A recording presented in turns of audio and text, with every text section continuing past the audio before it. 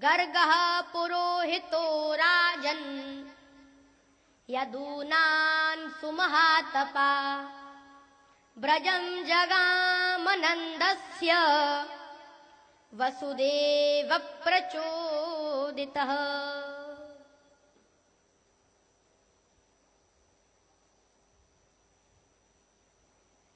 गर्गाचार्य मुनि वसुदेव जी की प्रेरणा से गोकुल में आए। तब नंद बाबा ने कहा कि हे गर्गाचार्य जी, आप हमारे दोनों बालकों का नामकरण कर दीजिए। गर्गाचार्य जी बोले, मैं तो वसुदेव आदि यादवों का कुल पुरोहित हूं। अगर मैं तुम्हारा नामकरण करूंगा, तुम्हारे बच्चों का नामकरण करूंगा, तब कंस सोचेगा कि ये दोनों पुत्र उस देवकी के हैं। इसीलिए तो गर्गाचार्य नामकरण करने आए हैं। तब नंद बाबा बोले, आप महलों की बजाय गौशाला में ही हमारे बालकों का नामकरण कर दीजिए। तब अलक्षतोष्मिन रहसी मामकैरपि गोव्रजे कुरुद्विजात संस्कारम स्वस्ति वाचन पूर्वकम।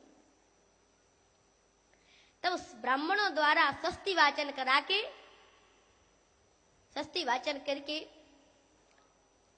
अब लाला का नामकरण गौशाला में ही कर रहे हैं गर्गाचार्य जी। अब महाराज नामकरण कर रहे हैं। इतने में यशोदा कहती हैं रोहिणी से, अरे रोहिणी, चले काम करते हैं, इन पंडित जी की परीक्षा लेती हैं कि ये पंडित जी कुछ पढ़े लिखे हैं या तिलक छाप हैं। अब ऐसे ही एक बात तो है, माताएं अच्छे अच्छों की बुद्धि ठिकाने पे लगा देती हैं। बोलो हर हर महादेव।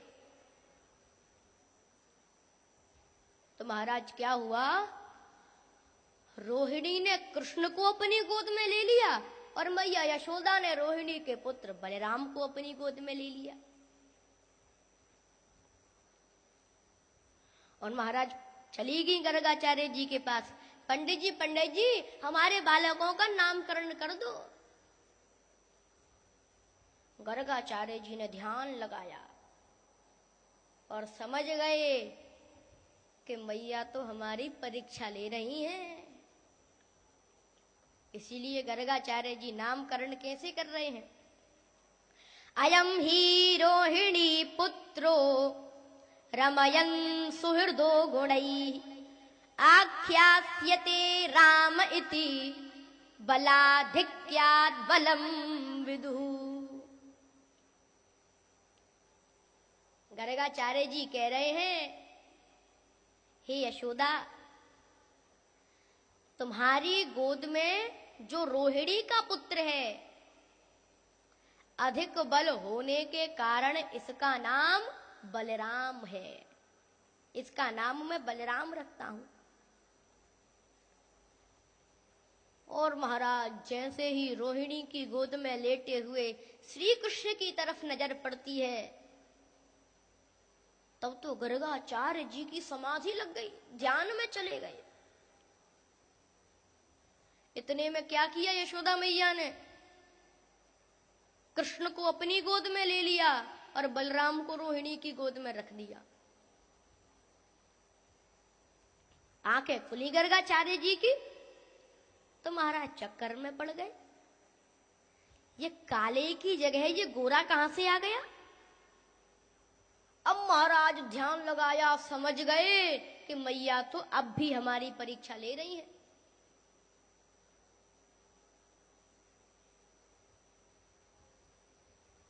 तब यशोदा मैया से बोले, मैया तेरे लाला ने मेरे चित्त को आकर्षित कर लिया।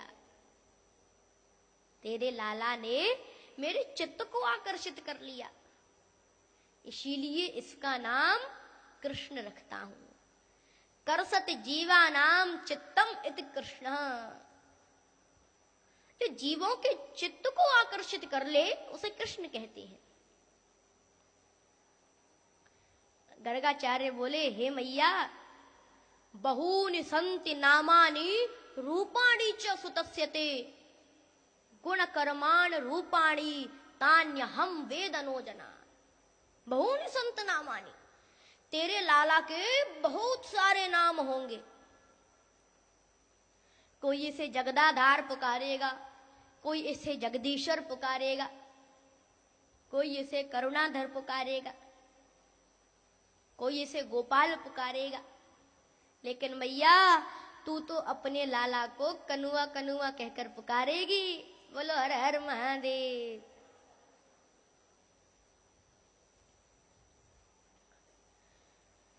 तो ये भगवान का नामकरण हुआ। लेकिन सभी ध्यान देना, भगवान का नामकरण कब हुआ?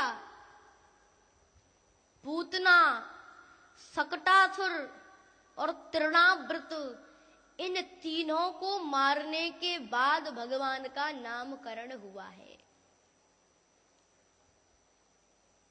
जबकि पहले तो किसी का जन्म होता है, फिर उसका नामकरण होता है, और तब महाराज वो कोई काम करता है।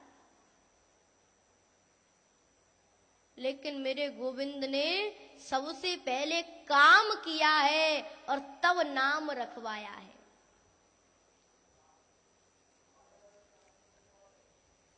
हम और आप तो कोई काम करना नहीं चाहते, लेकिन नाम के लिए बेचैन रहते हैं। जिसे देखा वही बेताब दिखा, महल का बुर्ज बनने को, नगर में नींव के पत्थर कहीं पाए नहीं जाते।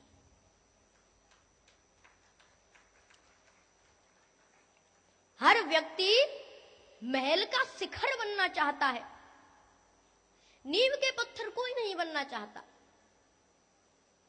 लेकिन ध्यान रखना, शिखर चाहे कितनी भी ऊंची हो, कितनी भी सुंदर हो, लेकिन अगर नींव कमजोर है तो वो शिखर ज्यादा दिनों तक टिकने वाली नहीं है, कभी भी गिर सकती है।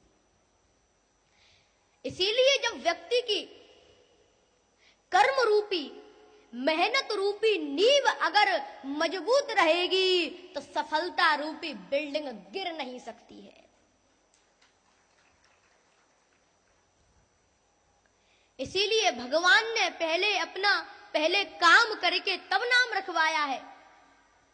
और भारतवासियों को ये चेतावनी दी है, दुनिया के लोगों को ये चेतावनी दी है कि तुम अपने नाम के लिए इतना बेचैन मत रहना। जब तुम पूतना रूपी वासना को, कपट रूपी सकटासुर को, अज्ञान रूपी तृणाव्रत को नष्ट कर दोगे, तब तुम्हें अपने नाम के पोस्टर छपवाने की जरूरत नहीं पड़ेगी, क्योंकि गर्गाचार्य जैसे मनीषी मुनि तेरा नामकरण करके इतिहास के पन्नों में अंकित कर देंगे।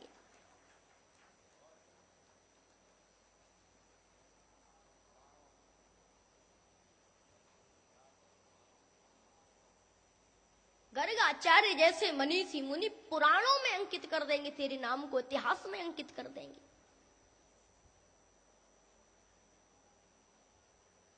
ये भगवान का नामकरण हुआ।